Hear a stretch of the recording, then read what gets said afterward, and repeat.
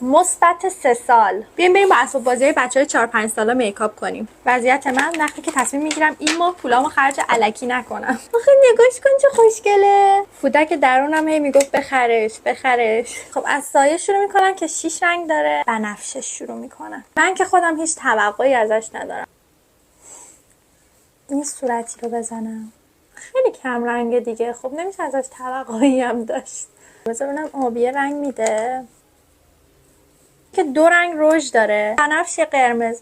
میخوام بنفش بزنم. کی به کیه؟ قرمزش هم میزنه واسه وسط لبم.